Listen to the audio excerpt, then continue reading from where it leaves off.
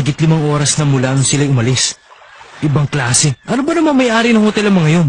Basta na lamang aalis at iiwan ang kanilang mga customer. Ang dami natin dito ah. Nakakaasar talaga. Siningin nila tayo ng malaking halaga tapos iwanan nila tayo. Hindi naman perang ibinayad natin sa kanila. Pero pinaghanap nila tayo ng mga ginto. Kaya para na rin pera binayad natin sa kanila. Tama ka dyan. Tomba, imposible pero nagkasundo tayo dyan. Sa ganito sitwasyon, kahit magkasundo tayo, baliwala. Tungkol naman sa mga kayamanan, pumunta ako kanina doon sa silidong 2 matanda. At iniwan nila ang lahat. Nakalimutan kaya nilang dalhin? Hindi, baka sinadya nila. Siguradong may matinding rason kung bakit nila iniwan ang mga yon. Sa palagay mo ba kasama to sa pagsusulit? Hindi ko pa alam. Ang mga iniwan nilang impormasyon ay hindi sapat para husgahan.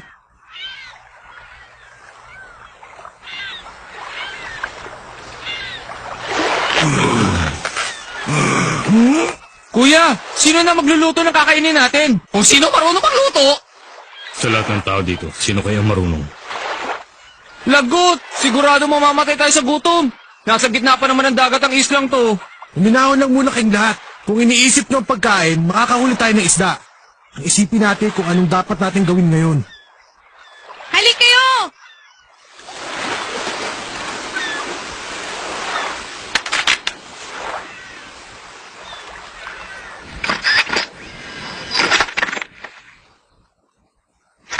Sira na kaya yan?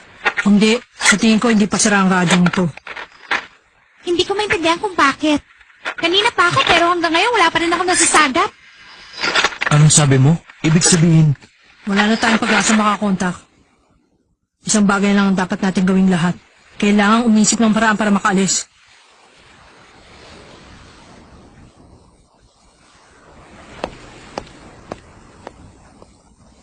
Huh?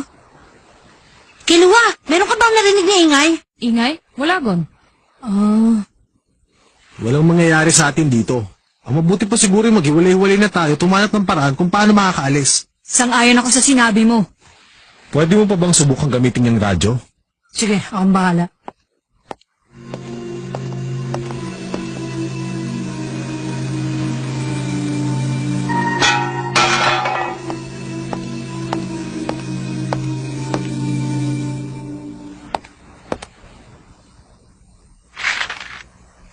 Ah?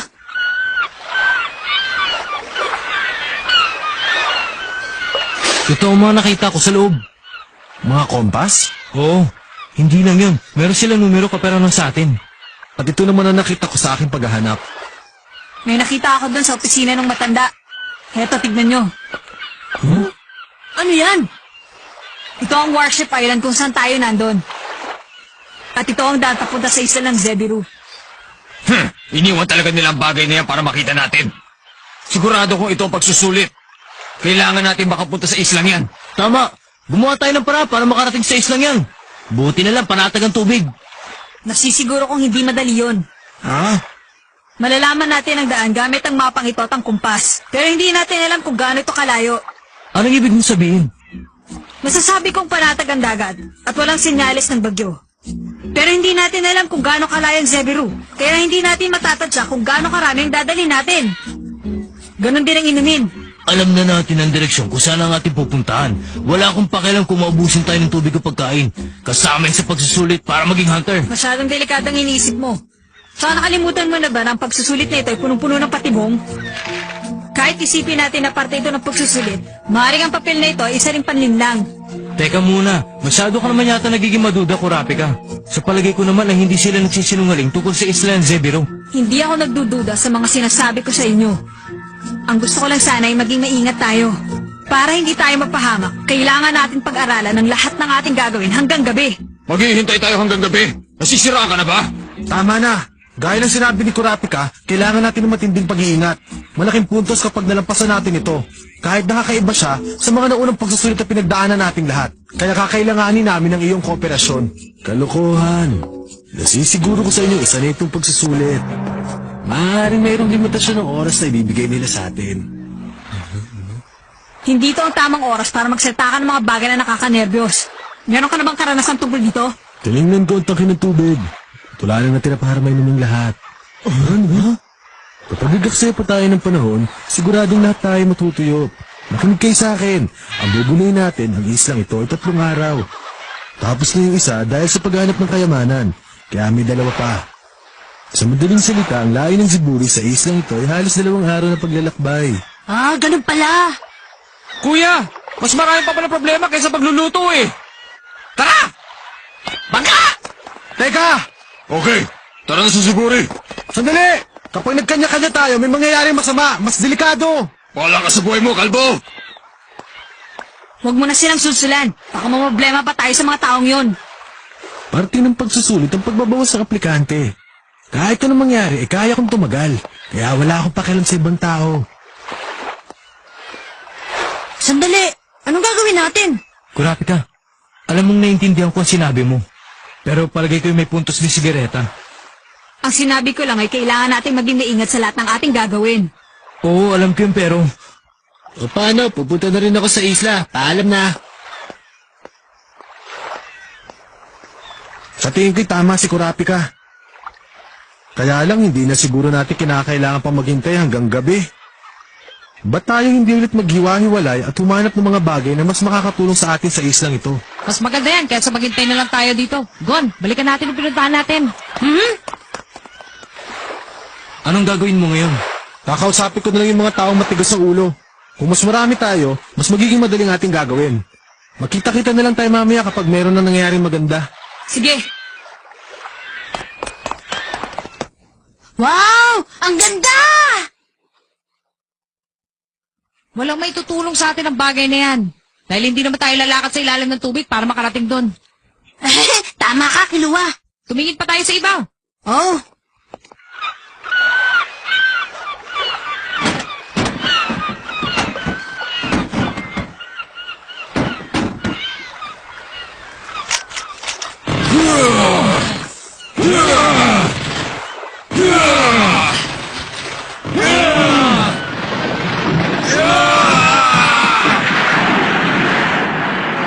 Ayos! Tanggalin na natin ang tubig at takpan ng mga butas. Teka, sandali lang.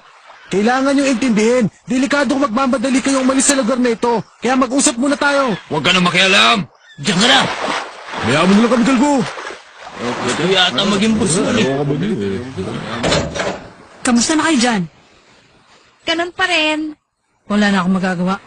Mas mabuti pa siguro kung merong darating na malakas na bagyo. Baka sakaling mag-ibang ihip ng hangin dito sa islang ito. Yun na lang ang tanging pag-asa natin para makasagap. Teka, huwag ka namang mag-isip ng ganyan. Bagyo na yata ang pinakamasamang darating sa lugar na ito. Kumusta lakad mo? Walang silbi. Ayaw mo nang makinig sa akin. Ikaw, Wala rin ako nakita eh. ganun pala. Hindi ko talaga maintindihan. Ha? Kung anong gagawin sa pagsusulit na to? Biglang umalis na lang na walang sinabi. At ang iniwan lang sa atin ay mapa. Sirang barkong pandigma. Mga nabagbag na barko. At mga kayamanan. 36 tayong mga aplikante pinabayaan nila dito.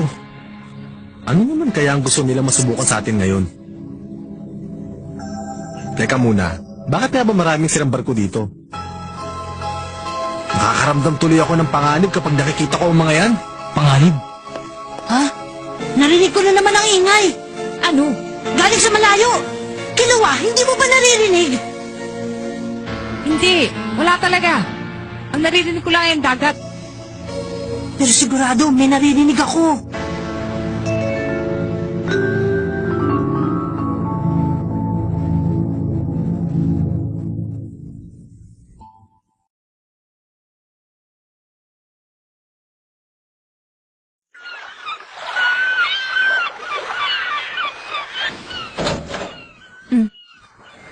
Hanzo, kamusta?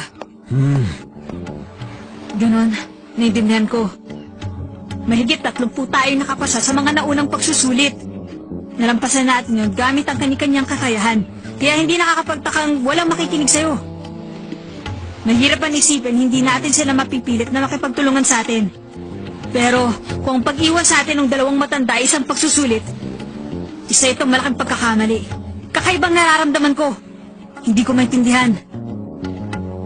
Pareho lang tayo ng nararamdaman, Kurapika. Ang pagiging ninja ko ang nagbibigay sa akin ng babala, pero talagang hindi ko mapaliwanag. Pero ano kayang gagawin ko? Kahit anong paliwanag ang gawin ko, hindi sila maniwala sa akin. Sigurado yan. At nagawa na natin ang lahat ng dapat nating gawin. Kapag pinilit pa natin sila, ipag-aaksayan na ito ng panahon. Ano sa palagay mo, Hanzo? Ano na ang dapat nating gawin ngayon? Grabe ka. Ha? Meron pang isang bagay na nagpapakaba sa akin. Nararamdaman ko nito bilang ninja. May nasasagap akong malakas na puwersa sa lugar na ito. Palapit ng palapit. Sigurado yung mangyayari. Yun sigurong hinintay natin at dapat malampasan sa pagsusulit na ito. Sa palagay ko yan ang nararamdaman ng lahat ng taong natira dito. Kurapika. Kaya bago mangyari yan, dapat ay gumawa na tayo ng paraan. Tayong lahat. Anong paraan yun? Yun ay... Pipili muna tayo ng mamumuno.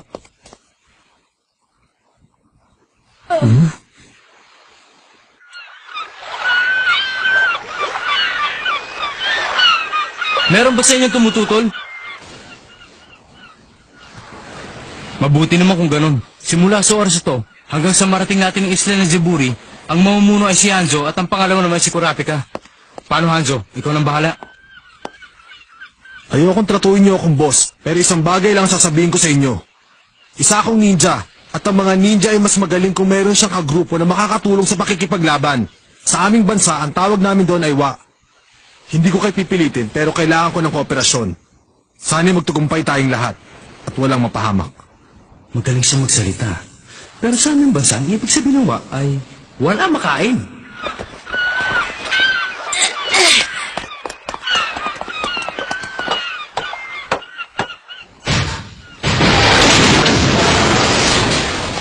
Kapabayaan na talaga to.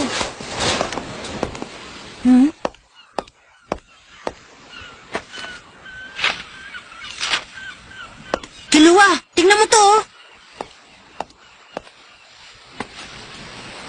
Ang tala-arawan ng barko. Gon, ang galing mo talaga. Nakaisa ka na naman ah. Ha? Natapos din, kuya!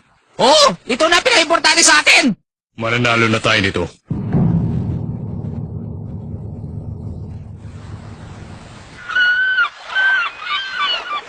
Ganun pala.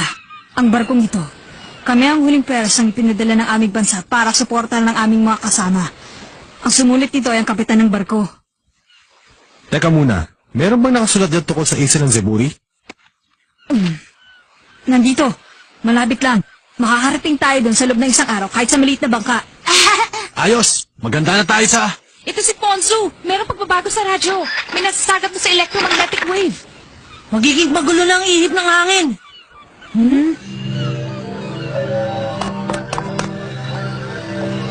Ha? Ang mga ibon! Natatakot na sila!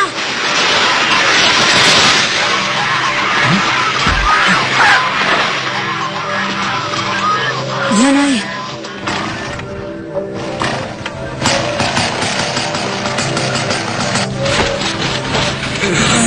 Ayos! Ngayon, tubig at pagkain na lang, makakalis na tayo.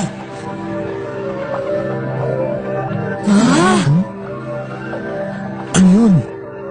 Ang hangin. Umiikot.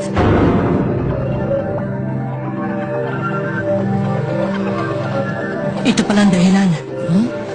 Kaya pala hindi tayo makakontak. Simula ng umaga. Hindi. Sigurado matagal na itong nagsimula. Hindi normal ang kondisyon ng hangin. Ganun na nga. Mula nung sumikat ng araw, ang pagbabago ng atmosfera ay unti-unti nang nakikita ng ating mga mata.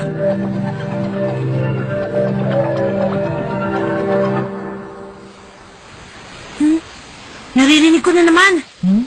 Ang ingay! Nanggagaling sa kabilang dako ng dagat! Ayan! Papalapit na sila! Sigurado ka ba sa sinasabi mo? Naririnig ko na. Medyo malabo lang. Kon, naririnig ko na rin. Mas mahina ang kanyang tunog kapag umaga. Pero... Ika-4 na araw ng Hulyo, naging maligalig ang hangin. Nung makita namin ang palatandaan, naghanda kami agad sa pag-alis. Ang iba naming kasama ay iniwan kami sa lugar nito, kaya hindi kami makaalis. Dahil bukas ng madaling araw, nahulaan nilang darating sa lugar nito ang unang sakuna. Ang unang sakuna? Unang sakuna? Anong ibig niyo sabihin? Ang sakunang darating ay nangyayari tuwing pagkatapos ng 10 taon. Ha? Ano daw? Ano?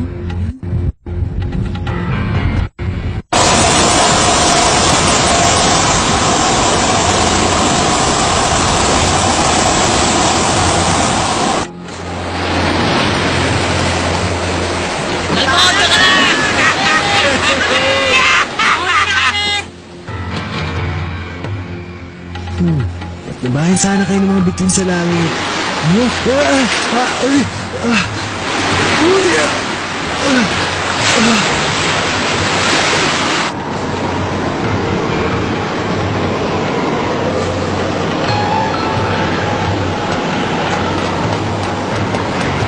Iyan ang... Nararamdaman pa lang natin ipaparating na buhawi. Dahil sa sobrang lakas ng buhawi, lalong nagagalit ang alon sa dagat. Ang sakon ng nangyayari itong ika-10 taon ay nagsisimula na. Ha? Tingnan nyo! Hinihigop yung bangka! Mapapahamak sila! Wagon! Pero! Wala ka nang magagawa, huli ng lahat!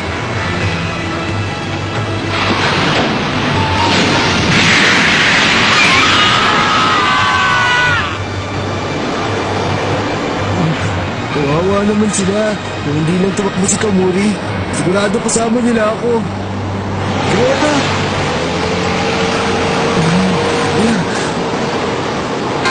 Gon! Gon! Patasan na pataas ang tubig! Kayong lahat sa loob ng barko! Madali! Hazo! Ang bangka! Oo!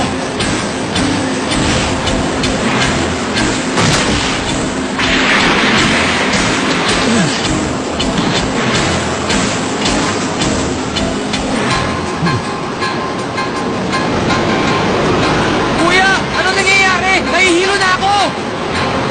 Lumalakas ang hangin! Hindi ko na makontrol. Delikado. Kuya! Tumalo na tayo! Sigurado ka ba? Hindi!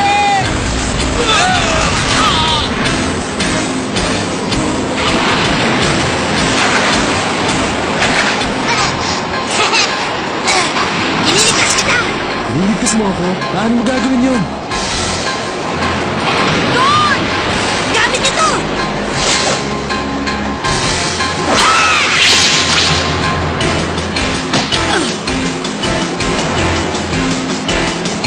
Doon! Paluin mo!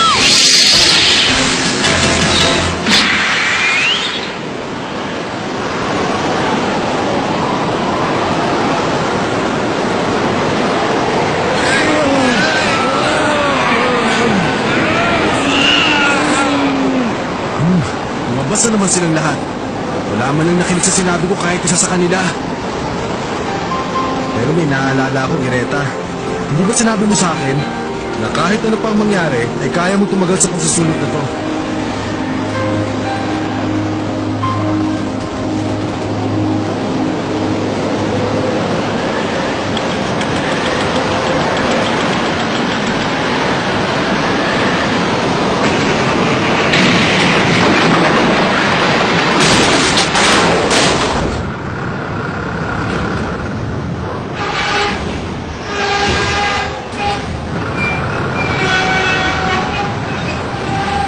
Wala na talagang ibang magagawa kundi ang maghintay.